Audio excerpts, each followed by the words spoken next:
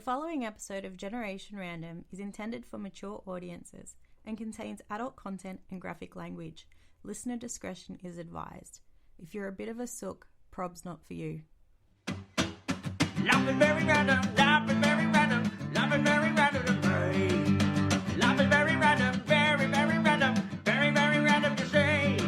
No, you cannot see, cause life is very random. Life is very random to me, oh yeah. Life is very random to me. Random. G'day randos, welcome to another episode of Generation Random. I'm your host, Chris. I have a guest today, a very special guest, our second lady for the Generation Random family. What? Sorry, weird noises. I don't do weird noises very well. I can do big arms. We have Kate from Ignorance Was Bliss podcast. Kate, how are you today? I'm fantastic. How about yourself? Oh, absolutely. Well, yeah, I'm fantastic as well, I guess. I mean, coming off a hard weekend of doing fuck all, it's been amazing. That's perfect. That's what weekends are for, right? Now, yeah, it is indeed. Kate, I got you on because you have a brilliant podcast, Ignorance Was Bliss, and you are a forensic psychologist, which we'll get into a bit later because you've got some pretty cool stories about that. But can you tell my listeners about your brilliant podcast, what it's about, and how did it come to be, and so on? Sure. The simplest version is that I collect stories. I started off very true crime. I kept hearing, that's what I listened to the most was true crime shows, and I kept hearing people ask these questions, which to me were like really stupid questions. You know, what does schizophrenia mean? Or why would he not be found guilty by reason of insanity? And I would be sitting on my couch answering them out loud, alone, 6 months after it was recorded, like not all that useful. And so I decided I'm going to start my own show and I'm going to answer some of these questions myself. And so I did start my own show, and I thought, I don't know, I'll get 5 or 10 episodes in and we'll be done. And I today dropped episode number 266, so apparently I'm not done yet. And after a while, I kind of drifted away from true crime. Makes me look very amateur. What is it you called me the other day? You had a perfect name for me and I laughed. What was it? What you called me? You're a podler. A podler.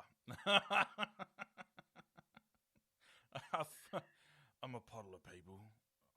I'm getting there. I'm still crawling. You're wobbly a little bit, but you're getting there. We all are at one point in time. So, Ignorance Was Bliss. It came out of you just wanted to ask questions, answer questions that people had. But I feel that I feel listening to your podcast, and I've jammed a lot of it in, that you kind of change direction somewhere there. Yeah. After like 50 episodes or so of true crime, I got tired of it. Like, it's pretty straightforward. It's pretty, people try to act like every case is different and unique, and it's like, no, actually, most crimes are pretty mundane, and they're pretty sad, and they're pretty dark, and that's about it. And I wanted to talk to people about whatever made them jazzed up, whether it was crime or podcasting or anxiety or whatever. And I feel like if you can understand one story, you can understand another story. And so turns out podcasters and serial killers have a lot in common. Wow. Yeah, because I've always wanted to, kill somebody before. Allegedly. No, I never have. Don't listen to that. FBI man, stop listening. It's not true. It's not true. Being a forensic psychologist, I'm going to guess that you've seen and heard a lot of weird shit throughout your life. Both inside my house and out, yeah. Does that, you're obviously married with kids. Oh, God, I have so many kids. Do they constantly feel like you're psychoanalyzing them, like, constantly? No, I don't think so. Do you like sit them on a couch and just go, all right, tell me about your day? And like they just No, you figure it out. You figure out ways to do it in a much more subtle way. So they don't realize. I totally am psychoanalyzing them all the time, but I just don't make it clear. So what, for the people that don't know, what's the difference between you and a normal psychologist? I've never met a normal psychologist. That's funny. So forensic, everybody gets excited about the word forensic because it sounds sexy in Law and Order and whatever. All it means is that I have something to do with the criminal justice system. So if the question is whether someone is competent to stand trial, whether they were sane at the time of the crime, what their diagnosis might be, which parent would be the better parent in a custody situation, that's the stuff that I would deal with. All right, so you've worked, going by what our chat before, you've worked at a prison and a mental, I'll say mental hospital. I don't know why I keep wanting to say mental asylum, but there's no such thing anymore. Right. Mental hospital. What's it? I mean, two of the places, probably the prison's a little bit worse off because the mental hospital is there, people actually wanting to be helped and wanting to be fixed. Oh no! Oh no! So so in the U.S. there are hospitals where you go voluntarily because you want treatment or whatever, and that's all well and good, and you'll stay there for an average of 3 days for your first admission. It's just about crisis. It's about getting you through crisis and leaving. So it's not a place you go for really treatment so much as stabilization and out, just like any other hospital would be, except it's your brain parts that they're worried about, you know. The psychiatric facility that I worked in is a locked state psychiatric hospital where you go for long-term stay and containment. It's if somebody is found... They deem you... They obviously deem you a risk to yourself and others? Well, yeah, you need that to basically get admitted into any hospital, but into a state psychiatric facility basically means you are not capable of existing in the outside world, either because you've committed a crime or more likely just because you are so profoundly ill that you're going to be staying there for quite a long time. Wow. So those are pretty dark and scary places. Like that's where you see some shit. Wow. So which one was I guess which one was the scary one, the prison or the hospital? Oh, the hospital by far. Like the prison, I felt very respected. As a prisoner, you don't touch staff, especially female staff. There's nothing they're going to get out of it, and that you get punished severely. There's a court within the prison, and you get very little in the way of witnesses or anything like that on your side. So there's a lot of benefit to behaving yourself and keeping your hands to yourself and speaking politely, not spitting, not shouting, just sort of keeping things copacetic. So in the prison was fine. So were they very open with yourself and what they had to say to you and so on? Sort of. Well, I'll come back to that in a second. The psych hospital is a free for all. Just so you know, like those are people who are literally not able to control their behavior, and so you never know what you're going to walk into. You never know, like the idea of like human adults hurling feces, like that's a thing. Wow, like trip it to the zoo. Kinda. Although at the zoo, it's more contained often. And I mean, some of these people were it was heartbreaking because a lot of the people were really, really smart or artistic or funny or gifted in different ways, but they just couldn't harness it. Yep. I think you have to be a little crazy to be an artist. Like, that's how you see the world differently enough to perpetuate art. Most artists are pretty crazy. I mean, look, Van Gogh was a Van Gogh, cut off his own ear, so... Yeah, although in all likelihood he was actually trying to deal with a case of tinnitus. So it was more like self-treatment. Good way to deal with that. Yeah, well, it Cut off certainly your got ear rid when of it it's your permanently. inner ear. Isn't it your inner ear, not your fucking outer ear? Your nose, right? Um, but so working in the psych hospital, you weren't looking for insight with people. You were looking for just keeping them safe, keeping them contained. You kind of would talk to them about when you go home again, but man, optimism is hard to come by. Whereas working in the prison, you knew they were going to go home. Do you wear that with you when you go back home? Like, you know, what you've seen all day and dealt with all day and seen and talked to these people, were you able to shake that off at the door, or did you take that home with you, and it kind of, did it affect the way you dealt with your family or how you acted around your family at all? I mean, I have to imagine it impacted how I acted. You have to learn how to leave it at work. You have to learn how to not, internalize it too much. That it just becomes part of, like you get a routine, so having a commute is super important. That you either listen to really loud music, or you listen to nothing at all, or you scream the whole way home, or you have silence, or windows down, just the wind rushing, whatever it is. You find some sort of routine to fall in, and that helps a lot. With the prison, you don't do, so when you go to therapy in the outside world, the idea is to have the therapist sort of crawl into your head and figure out how you see the world, and then crawl back out again and get you to do it yourself. Right? Like, that's the goal. And part of a good therapy session on the outside is that you should walk away exhausted, tired, like you've had a good gym session, although for your brain. And you should feel vulnerable, and you should feel like you should walk home a little shaky and like, oh shit, that just rocked my world a little bit. You can't do that in prison. Like, I can't ethically have somebody like open their lives to me, open their head or their heart to me, and then be like, okay, cool, your 50 minutes is up. Back on the rec yard with you. Go let them kick your ass. Enjoy. Good luck.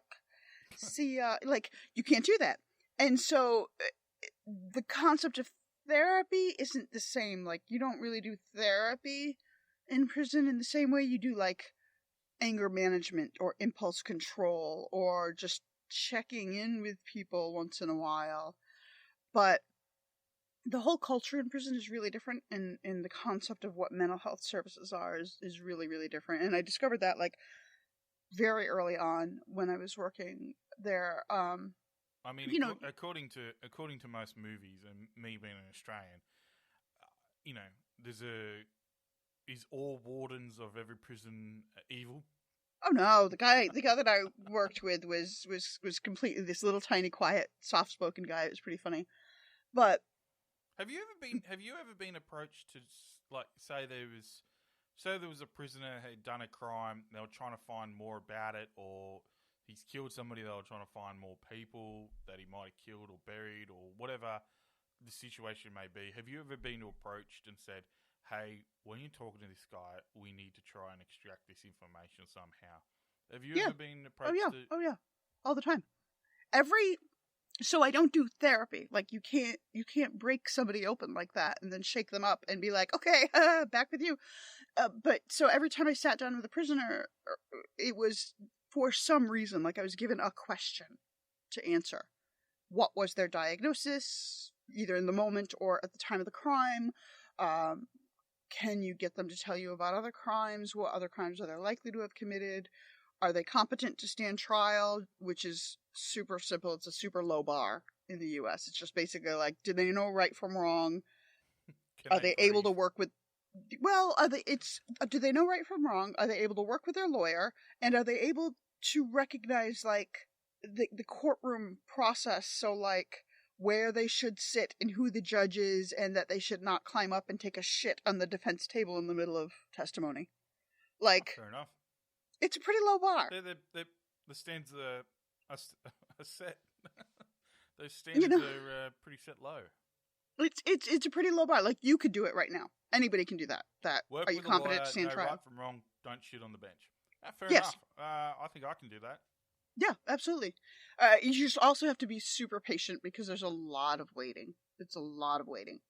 But sometimes they do send you in to be like, see if you can just talk to them and find out more. And then it becomes this situation where I walk in immediately saying, we don't have doctor-patient privilege going on here. Like, anything you tell me right now, I'm going to go straight back Do you and have to tell them tell... that? Yeah. They have to know that they don't have to talk to me and that I'm, confidentiality is suspended because I've been asked to come in to assess them for a specific forensic reason, to answer a specific question. Have you ever felt frightened or uncomfortable with a prisoner in a room at all? Like, for what he's done or what she's Prisoners, done? no. I had it quite... I was quite uncomfortable in the psych hospital a couple of times. There were a couple of people that I was like, shit's about to get weird. And I don't want to be in the room for this. And so then you have to find a way to sort of real casual, like, extract yourself into a different anywhere. So that's fine. And like I said, in the prison, they're very respectful. They know don't touch the staff, don't interfere with staff, anything like that. So it's weird. I mean, it's just weird the ways that people react to situations. So like, I didn't have it. So I would do rounds on the secure housing unit, which is like solitary. And it's like 2 long hallways. Picture that where you walk all the way down the right side of the hallway and turn around and walk all the way back. And sometimes that was intimidating, especially once I started doing it alone, because what stopped them from calling you over and then jerking off into your face? Oh, okay. Right? And that's not the kind of thing that you think about most jobs, like, Wow. You're going through the McDonald's drive-thru and you're not wondering, am I about to be staring this guy dead in the eye, you know what I mean? I don't know what you're like in America, but in Australia they have, whenever you start a new job or anything like that, you have what we call I'm going to get the name wrong, but people will understand what it is. It's like a safety work method statement. And it's like this document that goes through anything that can happen and ways of like avoiding it, or if it does happen, ways of dealing with it. And it sets it out, and any new worker has to read the whole thing and sign it off. I really can't imagine on that work statement thing having somebody jerk in your face or cum thrown at you. That's just something that I... You don't think about that. If I saw that on that, I'll be like, yeah. Do you want fries with that? Keep Keep your job. Yeah, well, you just have to bear in mind that is actual assault.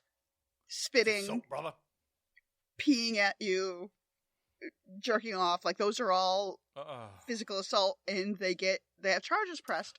And I never had that issue directly, but there were certainly times where I was looking at guys like, I know exactly what you're doing as soon as I turn around and walk away, and I'm just going to pretend I don't. Like, they just... Well, I can't believe I'm about to say this, but I mean, walking down that hallway, you're probably in a bunch of prisoners' spank bank. I'm sure. Night. They've probably looked at you and gone, I'm the only female they've seen in 7 years, That's what I'm working with tonight, ladies and gentlemen. Thank you. Thank you very much, Kate. You feel bad for the poor guys, right? No, I can tell you the worst thing that ever happened to me, though, in that hallway had actually nothing to do with bodily fluids, as far as I know. This was when I was still being escorted. Like, the first couple of weeks, I had a guard that would, like, escort me up and down, just sort of make sure the prisoners knew who I was, make sure I knew what I was doing, because there are certain mistakes you don't want to make, that kind of thing. And so I'm walking down this long hallway, and you picture it like a hospital hallway.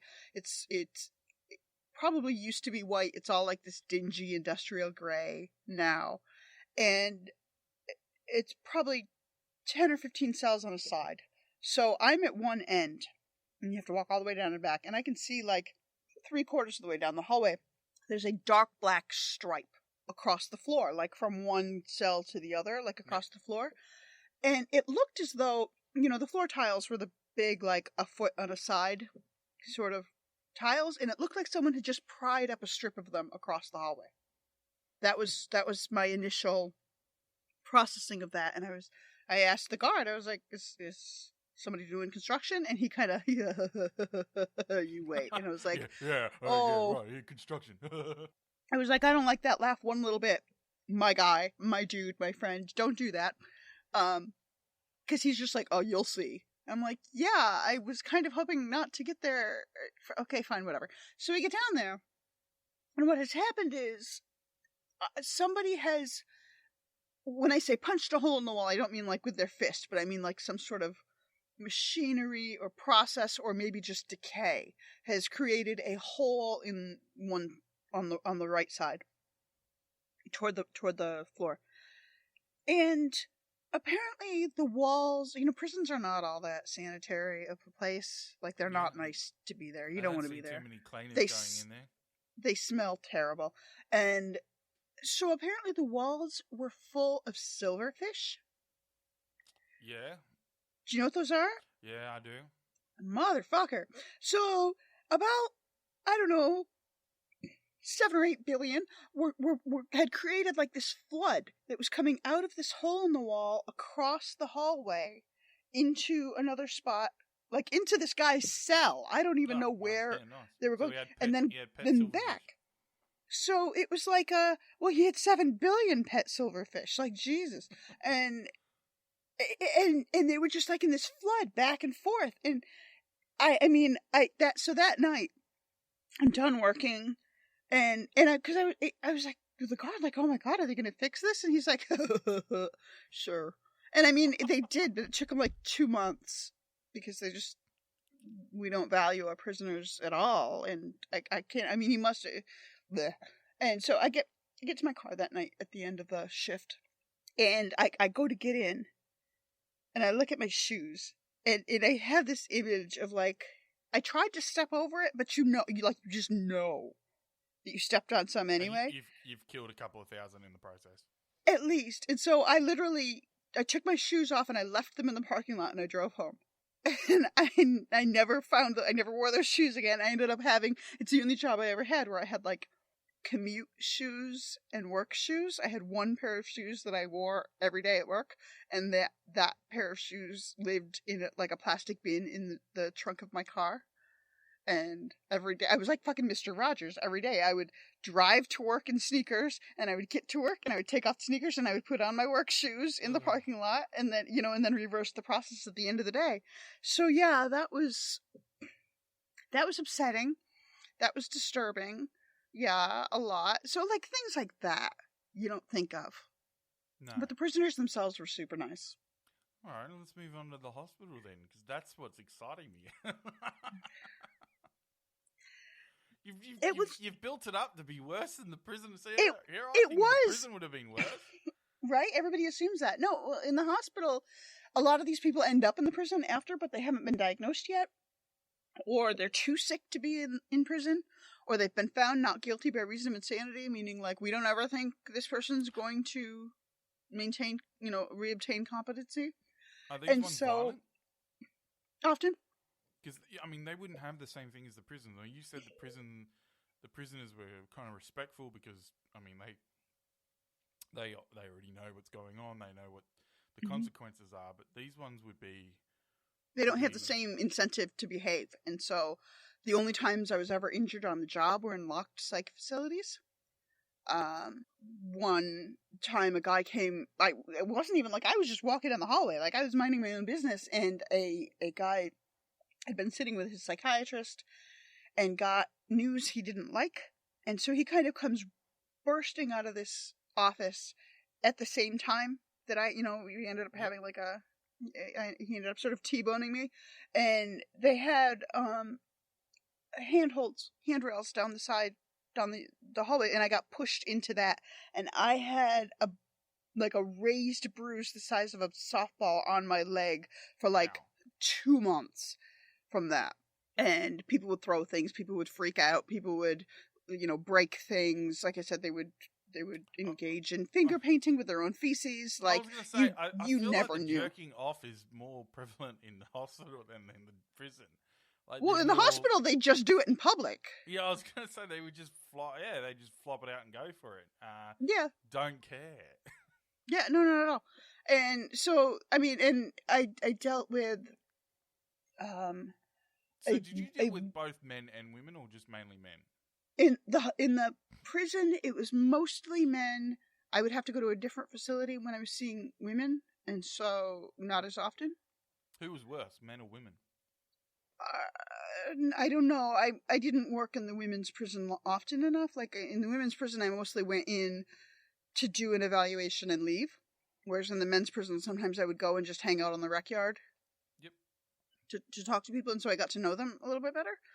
I did meet a couple of people that are comparatively famous. Like I have signed. Well, I got signed releases and for them. Although I still go. I don't talk about what happened, sort of in behind the locked door. But for instance, Pamela Smart is the woman who Nicole Kidman was in a movie called To Die For in the 90s. That's Pamela Smart that she's playing. Oh, and okay. it's a woman who was running like an audiovisual club at a local high school, and she convinced several teenagers to kill her husband because she didn't want a divorce, because she didn't want to have to share custody of the dog. The dog. Yeah, all right. The dog, as one does, and Yeah, because I can totally see my wife offer me off because of the dog. I mean, I would just tell my husband the dog died and, get the divorce anyway. Like, there are ways around these things. Like, just think about it. And so, I got to meet her. She sexualized everything. Like, just, man, she got in trouble for having sex with a guard later. Prisoners are not legally allowed to have sex.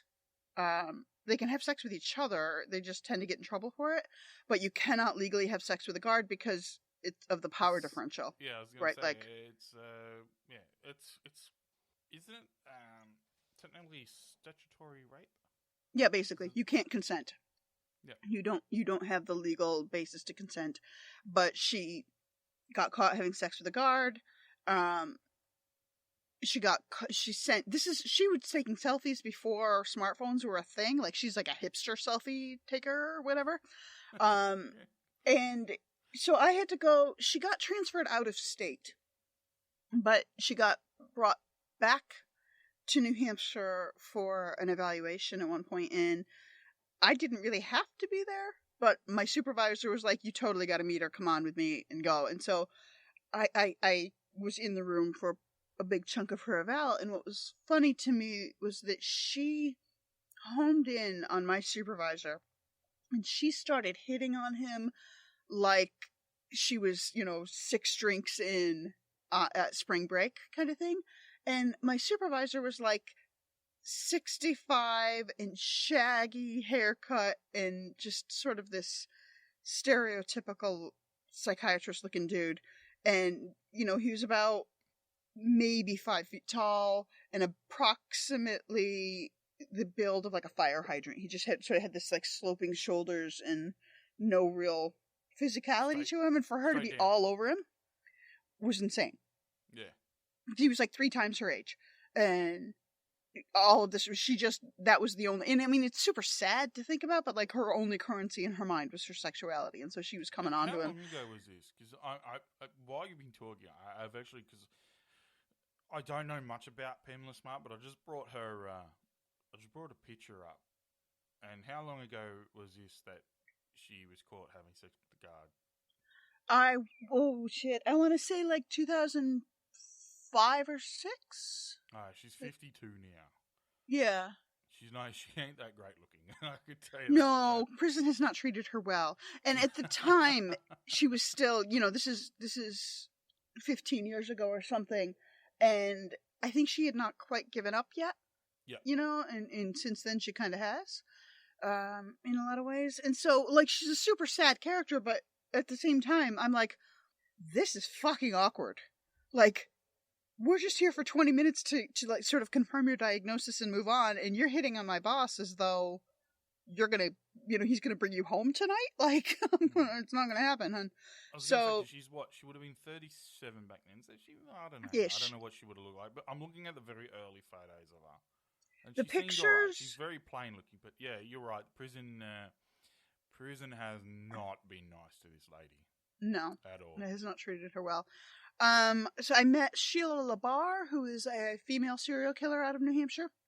Her I just sort of met in the general public area, and some people just are terrifying.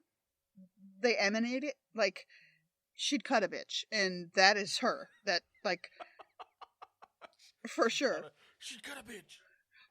So for her, like I didn't interact with her, so I don't know anything about her other than what is sort of public. Her name again? What was it? Sheila LaBar, LaBarre. Sheila is such an Australian name. Yeah, I know, right? But she, not Australian at all. And she had a series of, she owned this sort of, it's a complicated story, but she sort of inherited by killing the guy, inherited this farm in New Hampshire, and then had a series of farmhands that would help her out for a little while, and then they would disappear, and then she would get a new one, and repeat the cycle. I'm looking at her picture now, and I'm like, I can totally, like, just look like a picture of her looks like she'd stab you and then just not even think about it. I'm saying, and she had this series of farmhands that would disappear, and they were all, unskilled labor, lower IQ, disenfranchised, no family to look out for them or whatever, and so people wouldn't come looking for. Right, and so the police were finally called because she effectively kidnapped and eventually killed a young man named Kenneth County, and the police went looking there for him, and they show up to, like, the remains of a bonfire on her property with a mattress that had been burning outside or whatever, and one of them finds a bone. It's obviously a bone, but he can't tell offhand what kind of bone it is, And so they ask her, probably a little more eloquently than that, but, and her answer was, well, I don't know, that's either from a rabbit or a pedophile. All right, fair enough. I mean, that sort of narrows it down. Yeah. A rabbit or a pedophile. One or the other. Why'd the poor bunny have to cop it? I met her. Was the guy an actual pedophile? No. She would claim that they were, or she would force them to, like, for Kenneth County, like I said, he was a limited, developmentally delayed or limited IQ. I don't remember the level that he functioned at, but she had pretty profound torture methods involved, and she got him to call his parents and admit to his parents that he had been a pedophile. Hold on. So you're telling me this bitch, she tried to justify her killings by torturing these guys or people and admitting to something they're not, so it made her feel better about the killing? Yes. Is that what you're saying? Yeah. That's evil. Oh, yeah. That's fucking... Oh, yeah. That's what I'm saying. It's evil. Like, I'm sitting in the day room at this women's prison, and for the most part, people are just sad and hurt and scared and tired. Like, that's mostly what prison is, and it's boring as all fuck.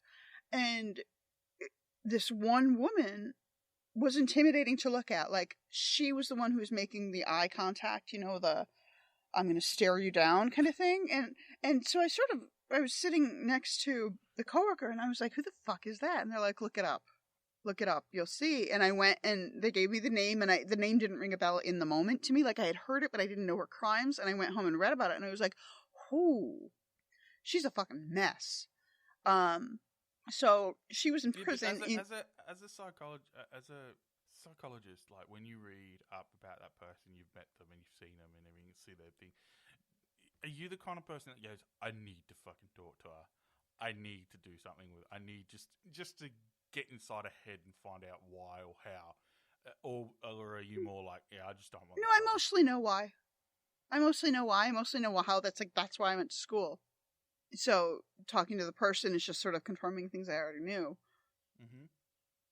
But, like, at the hospital, that was more interesting because they have not been diagnosed yet, or they had not been adjudicated yet, and so there's a little more freedom and more just sort of talking or finding out. And so, like, There was one woman who developed an obsession with a college professor. And, like, she made Fatal Attraction look tame and boring. Some of the stunts. Was she boiling bunnies? Well beyond that. Well beyond, yeah, both, right? She had a big old fucking pot in the stove and whatever she could throw in there. Like, she was tracking her it was just a professor, too. It wasn't somebody that, like, she'd slept with or something. And it was a female professor that she was obsessed with. And she had, like, followed her to her summer home and slashed all of her tires. And she had this whole scheme where she, like, faked cancer and sent a video of herself, like, I'm dying, you have to come see me. And it was just, like, super weird shit. And for her, I was like, I really want to sit down with this bitch and find out what makes her tick. And the answer is she's just off the deep end, like, just pathological lying to the point where she believes her own, I mean, she's like Donald Trump, like, she believes her own lies by this point, you know? Yeah. And she was just, I mean, she was wildly unpredictable, and she was one of the people where it reached a point, like, I had to do some formalized testing with her, like the raw shock and the MMPI and that kind of thing, and she wanted to see her results, and the answer is no fucking way. Like, no one can see their own results, like, until I write them up. You don't get to have your raw data, you have to have a court order, and, like, this is anybody off the street, much less if you're in the hospital. Yeah. You can't have that information. Why can't you don't know what to do with it. Information about yourself? Because you don't know what to do with it. It takes writing, it takes interpretation, and it takes writing it up. And so there has to be some proof that you know what to do with it, or you have a reason for it.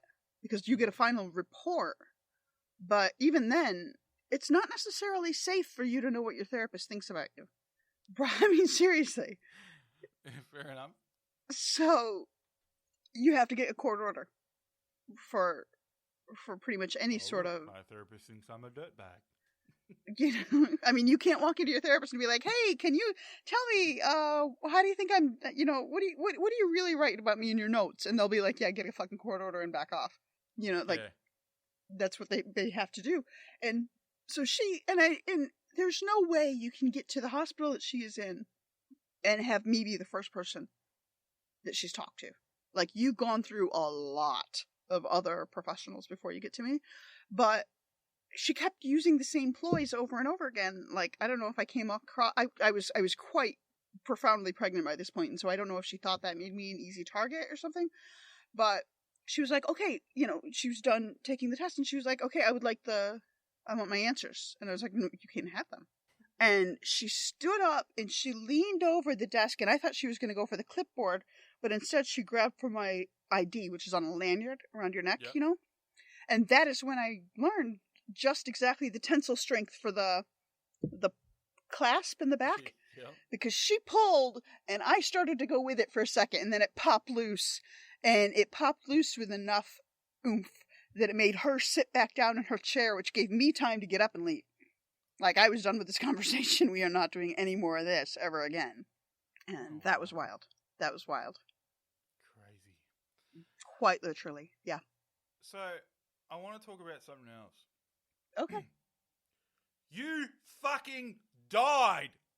Twice! Fucking twice! Twice! I did. I'm an overachiever. You're a fucking zombie! Vampire. Because you suck the life force out of everybody? I do what I can, yeah. Yeah. So tell us about that twice in the same day, or twice on two separate occasions? No, in the same week. Yeah. In the same week? So not even like within a couple of hours, just the same week? Yeah. Yeah, and this had nothing to do with work at all. So that was after the birth of my third child. I started having pain like 12 hours later. And started telling them at the hospital, like, hey, this isn't right. Something's wrong. Something's real wrong. And they were like, oh, it's gas pain. Drink more ginger ale. I'm like, it's my third baby. Like, I fucking know what gas pain feels like. This is not it. That's just gas. And that's exactly, and like they were acting, one nurse told me that I was med seeking, and I was like, let me tell you where you can put your motherfucking Percocet. Like, it's not about the drugs, lady. I want, and I couldn't see a doctor. They kept pushing me off, like, you're fine, because I wasn't running a fever.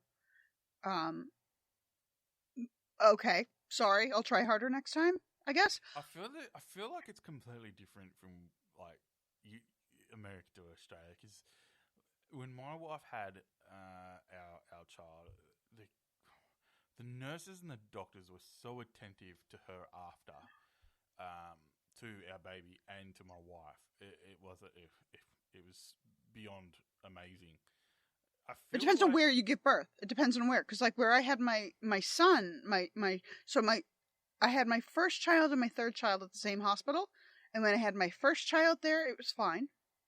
Then we moved to New Hampshire, and I had my second son, my second child, my 15-year-old in New Hampshire, and that hospital had won national awards, and they were super attentive, and it was great.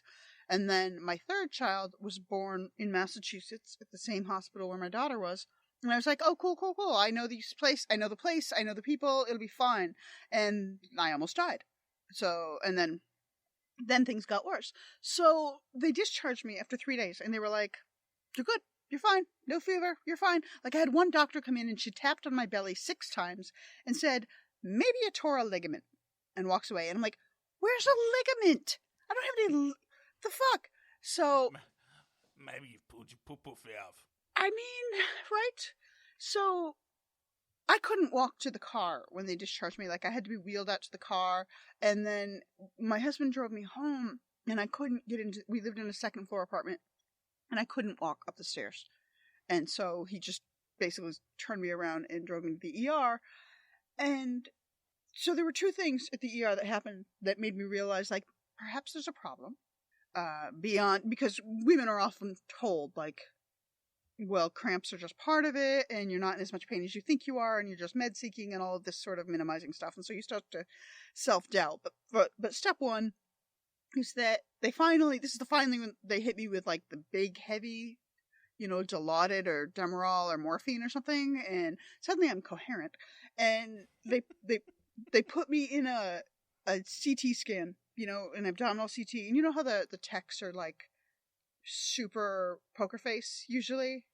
Yeah. And like, Yeah, they got the best bedside manner ever. Yeah, I have to show the results to the doctor, and then the doctor will come and tell you or whatever. And so I'm Meanwhile, still in their head, they're going, "Oh shit, this chick's well. she's done." So I'm still in the CT scanner, and they do whatever. They hit the big red button, whatever, I don't know. And I hear from the other room, "Holy shit!" I'm like, it's not really something you want to hear when you're in the middle of a CT scanner, is it? Oh, don't do that! Don't do that! That's when you start. That's Oh, when you God. start. If you're not a religious person, that's when you start to find religion. Right there is when you start finding it. I had strangers coming up to me in the waiting room praying for me. Like, that's how bad it was already. Shit. And then I had this. And then they wheel me back to the room, and my outpatient OBGYN came in to the ER, which never ever happens. Like, you don't have outside doctors come into the ER. That's not a thing that's done ever. And so as soon as I saw them, I was like, oh, that's not good. And I had my first surgery that night. So that which was that which was gas pain, visual quotes, that was my uterus had ruptured. Yee. Yeah, so I had a ripped organ, but gas pain, same. And She really did because- bust your poo-poo valve. And because they had ignored me for 3 days, now I had developed necrotizing fasciitis, which is the flesh-eating bacteria you read about in the tabloids. Eee. And so I had that abdominally. And I don't know so if I anybody was... el- I don't know if anybody else just had that, but I just got that. You know that weird shiver you get when you hear something? And your whole body shivers. It was... Yeah, it's involuntarily. Yeah, no, everyone, I if don't... you're listening right now, get it out. Yeah. Oh, there we go. All right, continue, please. Thank you. It was pretty bad. Oh, it gets worse. So... so I was airlifted down to Mass General Hospital in Boston, and I was in a coma for the next 10 days. Wow. And during that 10 days, I guess I coded twice, and I had 13 surgeries then. I had 3 more later that summer. And so just generally bad. I came out of the coma. Like, they told my husband to start planning the funeral. Wow, They were like, really? we've never seen any, because this never happens. This whole internal necrotizing fasciitis thing. I also got sepsis, which is when your blood gets infected. Oh, And we they were don't like, know what we're doing. We have you no know, idea what's going on. You know they'd what? never seen- Just start planning the funeral. Okay? That's what they Just said, Start is- planning it. we have never seen anyone be this sick and live. So here's the statistics. Fuck. All right, is that in the U.S. there are about 4 million live births a year. Out of those, 100 get sick the way that I did. Out Only of that 100. 100, 100. That's it. out of that 100, 98 die. Wow. One loses all 4 limbs, and one walks away. Fuck. Yeah. Yeah. A lot of that. Yeah. So when I came out of the coma, I had an 18-inch incision from my sternum to my pelvis. Wide fucking open. You could have picnics in there. I don't know. And then on my right side, I had a hole through my abdominal wall the size of a grapefruit. Wow. Wait on. Like, hold up. Apparently you can live through that. Who Yeah, but fucking knew? Hold up. What kid was this? This is my 3rd kid. How many kids do you have? 4. So you went back. No, You I did went not. back and no, go for I did it not. again. I did not. My 4th is adopted. And we tried really hard not to adopt her. Oh yeah, she knows. Okay. So, okay, so here's what's fucked up. You want the story of that one? All right, short version. I came out of everything and I was on home health care for 9 months, so I couldn't leave the house for 9 months. I had a nurse coming in and doing horrible things twice a week, and I was stuck home, so we hired a nanny because I still had my 3 kids now. At the time my daughter was 10, my next son was 5, and I had a newborn, right? Yep. And so we hired a nanny who was a good nanny. She did a good job when somebody else told her what to do. And after about 2.5 years, like she had moved in with us and everything. And then there came a point where it was like, okay, I just realized that you're kind of a pain in the ass and I really don't like you, so could you go away? Like, that was kind of, we found a nicer way of saying it, but it was basically like, your work here is done. Yes, that. And she, at the same time, was like, I want to be a single mom. And I'm like, no, you really don't. But... Who says that? I know, exactly. She was like 21. Who comes out and goes, you know what? I'm going to be a single mom. Single mom. I just want to live without a man in my life and be hard and have struggles my whole entire life. Right? Well, fuck off. It's because what she was doing, she had hooked up with the guy that she was, like, her high school boyfriend. Mm-hmm. And she really believed that, like, if she got pregnant, he would drop his new fiancé for her. I'm just going to say this. Single mums are single mums because let's just say 80% of no fault of their own. No, exactly. And that's the thing. It's like she saw how stressed we were. They're a single mum because the marriage or if you do, down, the male leaves, whatever. Well, or you choose to become a single mother once your life is a little more stable, but you don't do it at 21. Well, yeah, you know, well, that's what I mean. If you're a bit older, you've got your life settled, you know what you want, you know where you are, you're financially stable, you're mentally stable, and you turn around and say, you know what, I want a kid, and you go out and get one, like IVF, adopt, whatever, then that is perfectly normal. But not at 21 where you're just using it to fucking keep a man who's already established. He's already moved on.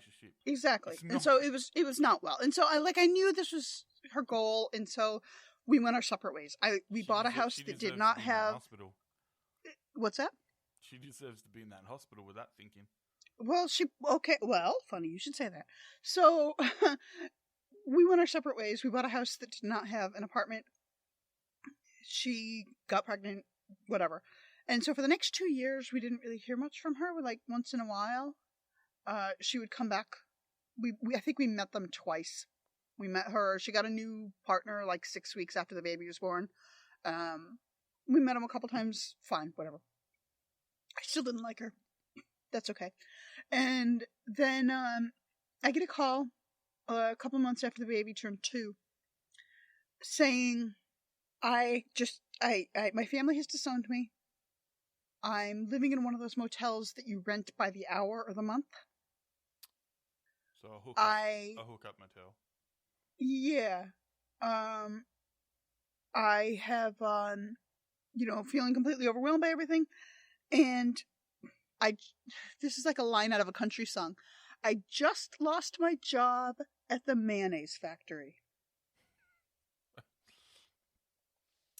That's so American. That line there is just 100% American. I just lost my job at the mayonnaise factory. And here we are at the start of the show, you telling me that I wouldn't get you to sing. Boom. That's not singing, Boom. that's whining. Doesn't matter. Boom. That's whining. And so that was a mess. But so she was, at the time she was like, so I'm suicidal. Will you take the baby while I check myself into a psych hospital because my family has disowned me, so I have nowhere else. Story's going. Except the thing is, she wasn't suicidal. She was just looking for an excuse to get back into my house. Because she felt like we would just let her live here forever. And after 4 months, so she was in the hospital for like a week, which is a fairly long stay, but it's because she kept kicking back every time they tried to discharge her. But eventually she was discharged, and we said, you can come stay with us. We'll try to get you your feet under you. We'll try to help you care for the baby. And then eventually off you go. And 4 months later, I got tired of, she tried to steal all 4 kids' identities to establish credit. She had gotten fired from 5 jobs in 4 months, which I've never gotten fired from a job in my life. So, I mean, she got fired from Joanne Fabrics at Christmas time. Like, how the fuck do you do that? Like, she was a seasonal worker. She just had to get through like 2 more weeks, And she was a hot mess. She started stealing my clothes, and she was randomly stealing food. She was a terrible mother. Like, pick a dimension, and she sucked. Absolutely, an amazing woman. Wow. Amazing Well, I woman mean, it was like she worked out. Like, she did this professionally. Like, how can I suck today? And it was shocking because it was like professional sucker, right? Well, she kind of was. It turns out she was doing sex work out of my home too. So there's that. And so we invited her to live elsewhere, and had said to her look, you can leave the baby with us. That was a fuck off, yes. And you can leave the baby with us, or you can take her with you, but you can't stay. And she's like, well, I'll leave the baby with you. It'll be easier for me to get established into an apartment, and so on. And 2 weeks later, she called me and said, I'm never going to get better. You keep the baby. I'll just come visit on the weekends. And I was like, surprise. It's a girl. Like, yeah. So we immediately filed for adoption and immediately cut her out of our lives. The mother out of our lives. Because I was like, at all? She never saw the baby again. She snuck out when the baby was napping. She never came back again. And I had told her, like, give us a couple of weeks to kind of establish a new normal. Mm. And she just never came back. And how old's your 4th now? She's now almost 8. And she fits in with all the other kids? Yeah, she's great with the other kids. She acts like I'm going to take a baseball bat to her on the daily. which it's only like once a week that I do it. Like, Jesus Christ. Oh, fair enough, yeah. Calm down. But I mean, she's got serious social and developmental issues, but she's really good with the other kids. The other kids Do you think that are good with her. Was her mum on drugs? No drugs. No, I'm absolutely certain she was not on drugs. But she had borderline personality disorder, which is a complicated way of existing in the world. This child was abused in literally every way you can imagine, including the guy that she hooked up with is a registered sex offender who traffics in child porn. So, I mean, this kid, her biological grandmother is the one who provided daycare for a while, and she used to keep a whiteboard on her kitchen wall that would keep track of how many times a day she had to hit the child. And the child moved here when she was 2. So, I mean, you don't ever have to hit a toddler. I mean, sometimes you do it because it's fun. You do not. Allegedly. Yeah. But That was We don't eat that- kids. I mean, realistically, like this kid has seen and survived some really heavy shit, and so she's a trooper now, and she's doing better than anybody expected. So she's got some delays, she's got some challenges, but overall, she's doing really well. Oh, that's good. That's good. I mean, and you as a family have taken a massive responsibility, which is not all families and people would do that kind of thing. So kudos to yourself and your husband and your other kids to make it part of the family, and make her a sister and a daughter. So well done, well done. All right, so let's move on to the questions. The questions. Bring 'em. Okay, so are you ready for this? Probably not. All right, I'm going to ask my first question. Toilet roll, over or under? Over. Yeah. Over? Is it? Do you think it's easier over or an uncontrollable under? It depends on the role you're playing and how bright the lights are. I mean,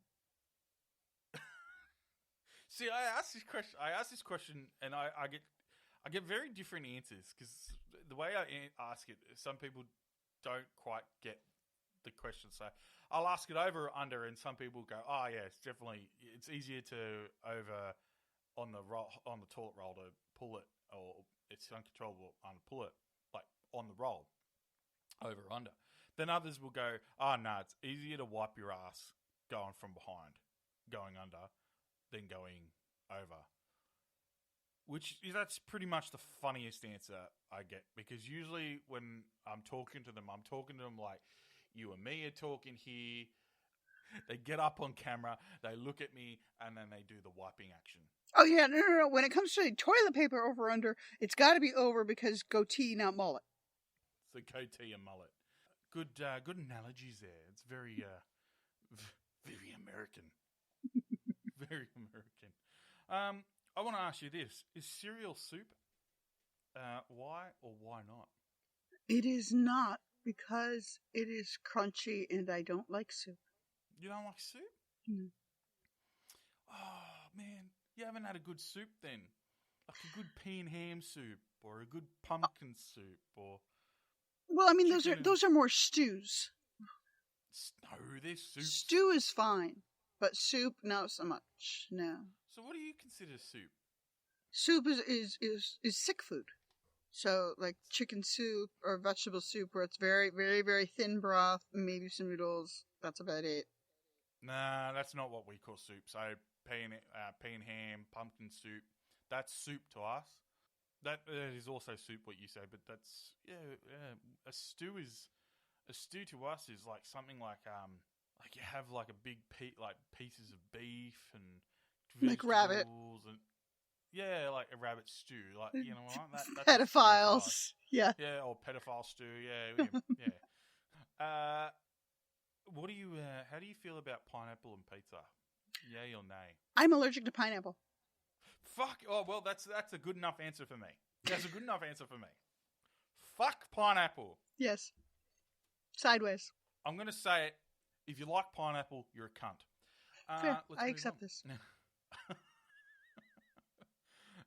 What's the weirdest smell you've ever smelled? Now, I'm going to ask this because you've been in some, just with the stories with the prison and the hospital, I'm going to guess that you smelt some funky shit. Weirdest? I mean, yeah, I got 4 kids too, so We've actually gone through. I had a person on the show, and we actually gone through that. A funky smell is, when you get a brand new baby, you bring them back, and they shit that black tar stuff. that's pretty weird shit. There's Yeah. a name for it. I can't remember the name. Meconium. Yeah, oh man, it's the worst smell. It is the worst smell. So, my daughter comes home from the hospital, my oldest, and I had her when I was 22, and so I still thought this was a good idea to have children. And my husband I was breastfeeding, but my husband got up to like change her diaper and then was going to bring her to me. And so at the time we were living in a 1-bedroom apartment. And so our bed was along the wall, the headboard along this wall. And then to my right was her changing table. so that if I looked over, I would see, cute little baby toes, right, while he's changing her diaper. Yep. Great. Lovely. Bucolic moment. Wonderful parenting experience.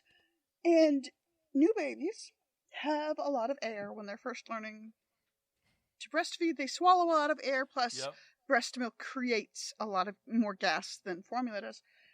And she chose that moment, now that she was free and open to the air, to shit. And it was liquid, It's like a and it cannon. was propelled by the gas in her stomach and intestines. And so this bucolic moment of my life, my firstborn, I'm lying in bed, and she shit on my face. So that was It's like the they first fly time where I little was shit like, cannons. this is a terrible idea. Why did I do this? Like, I've changed my mind. Oh man, That was more of a terrible feel, but you know what I'm saying. shit cannons. That's all I'm saying. They They're are. shit cannons. They are. If peanut butter wasn't called peanut butter, what would it be called? Nut juice? I'd love to see the marketing on that one to try and get that. Would you eat? All right, come on. Would you, if something was there saying nut juice, would you eat something called nut juice? I mean, Nut I've been juice. eating it my I'm gonna whole say nut- life, right?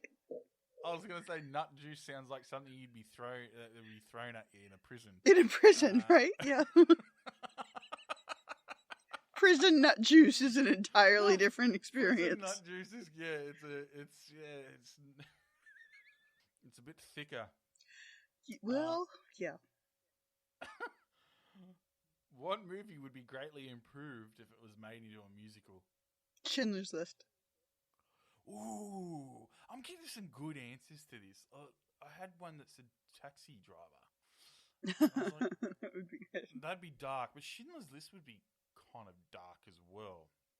I mean, except for feel like like the big group synchronized musical numbers, Yeah, that'd be.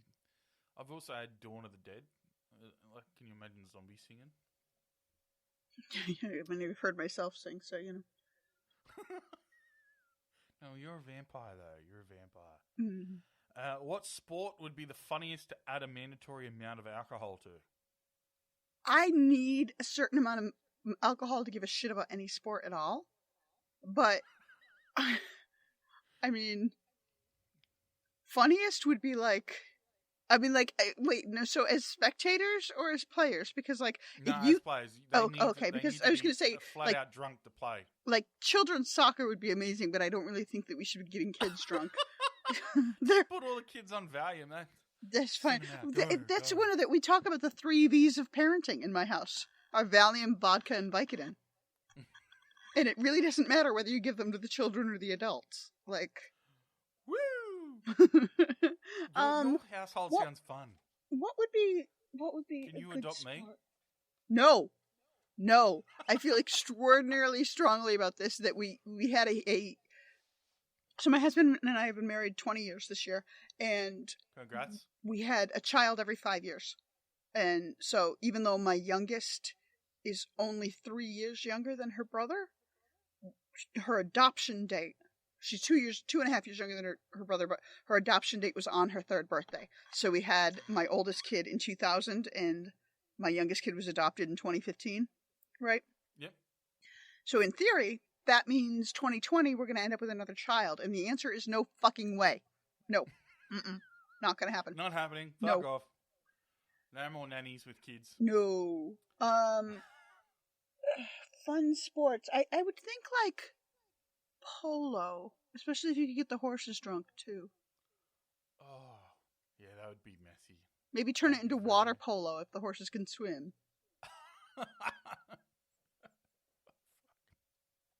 What 2 totally normal things become really weird if you do them back to back? Wow.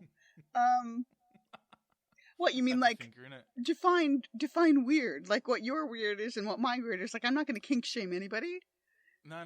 but go like on. We're not king shaming, but it's just fun for funny nature. You just go. No one's king shame. So oh god, if you if you do find this kinky, You know, well done. I'm thinking like almost anything that involves like having sex and then finding your seats on the plane. I actually am, by the way, in the Mile High Club. I just want that out there. I was going to say, having sex and then finding out you're in the wrong seats is kind of weird as well. Yeah, You're in the Mile High Club. I am. I'm a big lad. I don't fit in the toilets. Oh, now, no way. But at the time, like my husband was. This was before we got pregnant with my oldest, and so he was a hockey player, and I was, 22 and in good shape, and so yeah, at the time we could both fit in the same bathroom. I'm just saying. What would be the worst thing for the government to make illegal? My government? Drinking. Then let's go with your government, because we're not far off that Trump could make anything illegal. That's kind of has. Drinking. Fucking prohibition again. It's coming back, people. I mean, it would be super, super dangerous, legitimately. The lengths that people will go to if they have a full-on addiction. Terrible. It was very dangerous. A lot of states tried to close the liquor stores during the quarantine here, and the emergency room doctors and nurses across the country spoke up and screamed about it. Because you're more off, we need our drink. Well, no. It's for the patients. You're more likely to die as you sober up than you are of overdose. Wow, I didn't really think of that. I should tell everyone that I'm never sobering up again. I'll die if I sober up. It's true. It's true. Like any emergency room you go to, they stock alcohol in the med closet. Like it's prescribed. I don't know if that's the same thing here in Australia. No, it has to be. It has to be. It's medically necessary.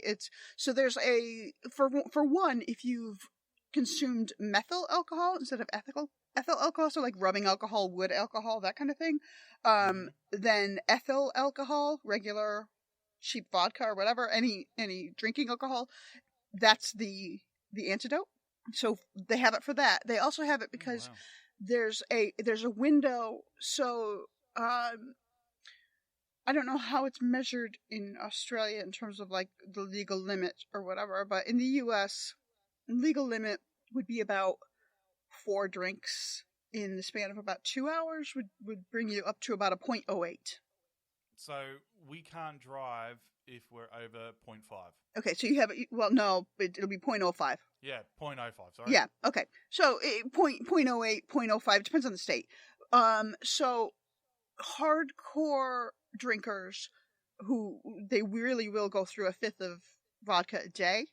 And so they have to they will maintain, like I've watched somebody walk in appear sober at a 0.6. For Australians out there, a fifth of vodka is about a 750ml bottle of Jack Daniels. So just one bottle of Jack Daniels per day. There you go. Per day. And no, it's twice that. So 750 is the size of a typical bottle of wine. Yeah, no, I'm talking twice that. Oh, so 2 of them. So yes. Yeah, 2 bottles in. That's what I'm saying. And they will, I've watched people walk into the emergency room and appear, because after I left working at the prison, I worked in hospitals doing crisis work for quite a while.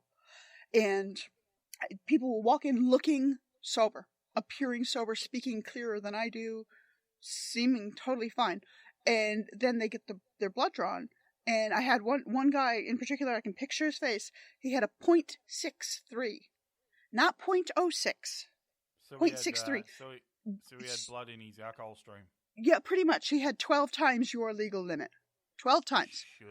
And he should be dead. Exactly. Well, but that's the thing is that as long as he stayed drunk, he would basically function. But as soon as there's a window from about 0.3 down to 0.2 as you sober up, where there's a weird window where people are prone to seizure, and they'll have such profound seizures that they'll die. Wow. And so when you close up all the alcohol stores for quarantine and, call them non-essential businesses, people were dying. No, alcohol was an essential service here. It was here. It was in Massachusetts, but Pennsylvania closed them. when we all went in isolation, every Aussie and I think every mum went and got a few bottles of wine because they also had their kids stuck at home and nobody wants to deal with their fucking kids. I got 4 of them. I'm telling you, 20, I 24 hours. cannot wait until they go back to school.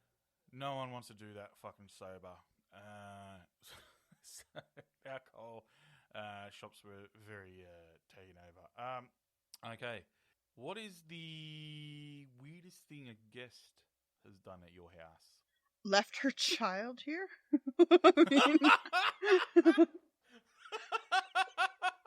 I should have seen that one coming. Holy shit. Oh, wow. Left her child here. Wow. Fuck. It's going to be hard to beat that answer for anybody in the future. It's funny because it's true. Oh, wow. What inanimate object... Fucking hell, sorry. What inanimate object would you wish you could eliminate from existence? Inanimate object. I don't really have a grudge against most inanimate objects. I suppose guns. I am firmly anti-gun. You'd love Australia then. Yeah, I mean, yeah.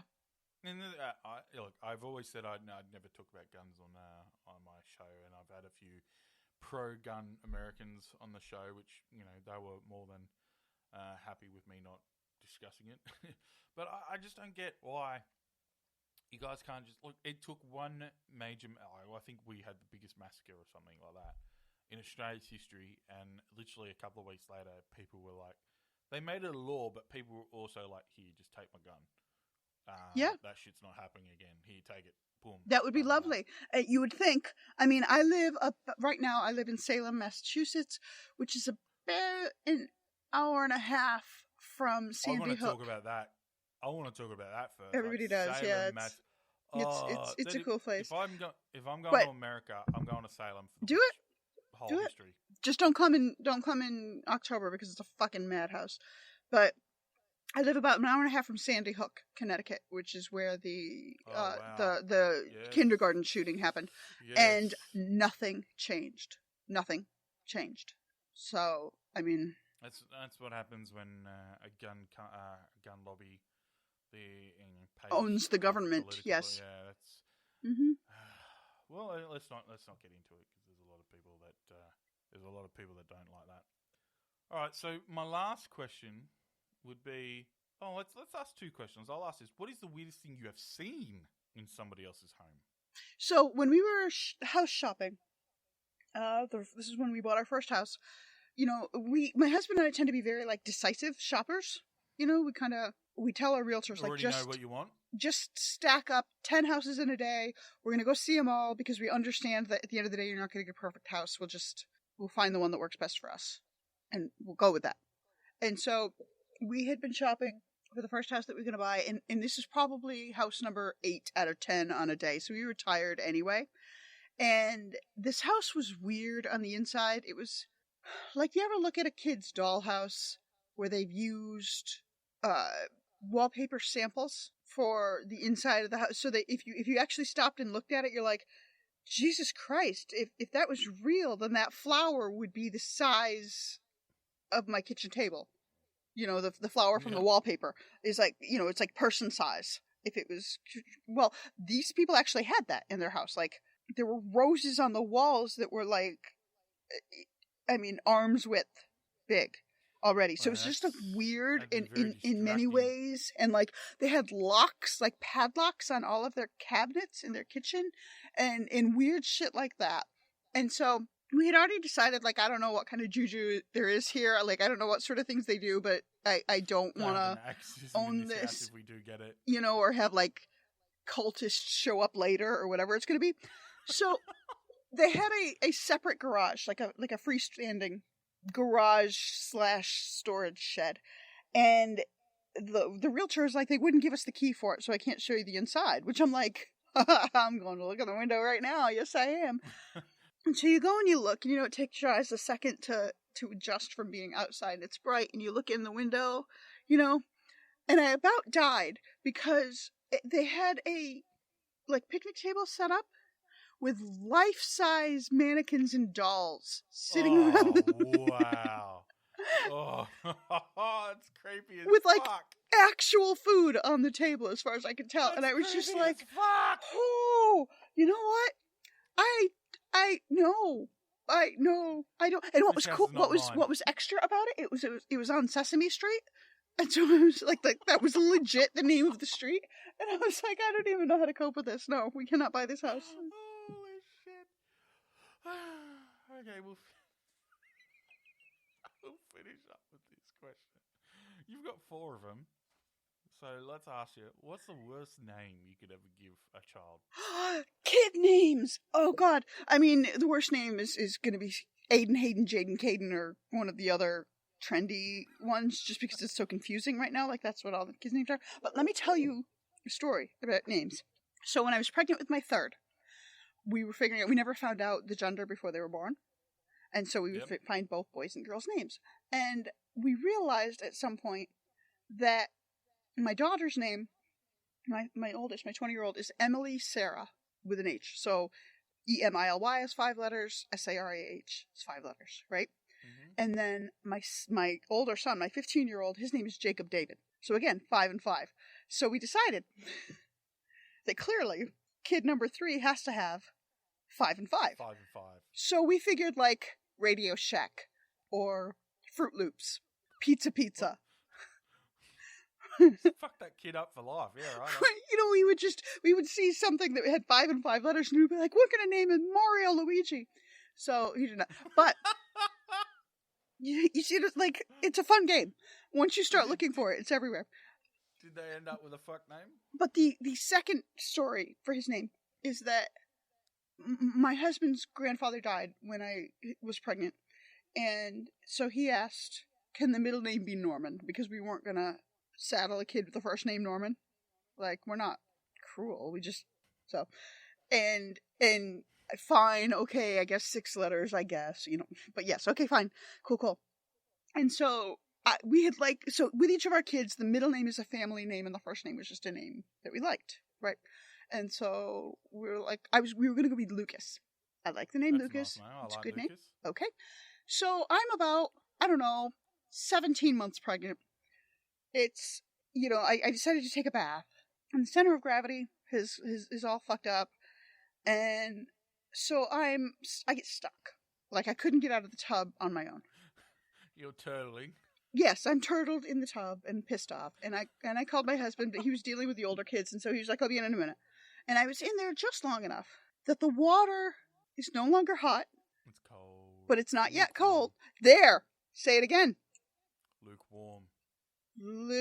Lucas, Norman, Luke, Norm, Luke, Norm. I was so pissed. I was so mad because I was like, we can't name him Lucas, so he's Isaac instead. What? You could have gone Luke Norm. That's what I'm saying, Luke Norm, right? No, Yeah. no, I can't do that to a kid. People are going to get shitty because I keep saying this, but I just think it's funny. There's a lady out there with the name Crystal Beth. Well, there's Crystal Meth that has been arrested in Florida on drug charges. Her name's Crystal Beth or Meth? Meth. Crystal Meth. Crystal Meth, yeah. Fucking hell. And I mean, just like realistically, you know, I, having worked in prisons and worked in psych hospitals, and also just I'm from a really fucking redneck family, from upstate New York originally, and so like my cousin once dated a guy whose name was spelled, I'm not making this up, spelled Druce. Demetrius. That's Druce. Yeah, Demetrius. Duh. Like, he had this really, like, combative attitude about it. Like, of course it's Demetrius. I'm like, funny, I put M's in the middle of Demetrius. I don't know. I'm weird that way. Your like, name's Druce. Yeah. So that was that. Druce. And it's not an urban legend. It's a real thing. A friend of mine was a social worker in very northern Vermont, like way up by the Canadian border, where, I mean, it's aunt, dad, everywhere you go, that kind of thing. Like, uncle, grandpa. And there was a family that had their first 2 children taken away from them. The first child, they named Shathid, and the Second, second child was called Asholi. Surely. Yeah, so Shathid spelled. Are they Jewish? Shathid was spelled Shitthead, Shitted. and Asholi was spelled Asshole. Asshole. Shitted asshole. I'm saying those were those that is the names that, like, they couldn't understand why they weren't allowed to put those names on the birth certificates. Holy shit. Yeah. Oh, give me a second. I wish I was kidding. I really do. Holy fuck. Yeah, it was awful. It was awful. Kate, I'm gonna die of a heart attack from laughter. I think we'll wrap it up there. It's been an absolute honor to have you on, and I'd love, because I reckon we could keep recording for another hour and a half or more than that. So I'd love to have you on again in the future if you'd come back on. But thank you very much for the last. Thank you very much. Just before we go, do you want to let everyone know your socials and the where to find your show? Sure. So I have 2 shows, actually. So Ignorance Was Bliss is my first show. It's at IWBpodcast.com and IWB Podcast on all of the social medias. And I'm online way too much, so you can always find me. And then my other show I co-host with my friend Derek. It's called Life World, all one word. And that is about What's that one about? It's about cybercrime and other bad behavior online. So, like, our first case that we covered was Belle Gibson. Yeah. Belle Gibson. Yeah, the Australian fuckwit. The fake wellness blogger. I don't like her one little bit. So that's that. That's Life World. And that's at Life World Pod on Twitter. And both of them are on all of the podcatchers that I know of. So, yeah. No worries. There you go. I'll put a link in the description. But Kate, thank you very much for joining me. I hope you had fun. Thank you very much for answering all the questions. And Randos, we'll catch you later. Bye. Thank you. Bye.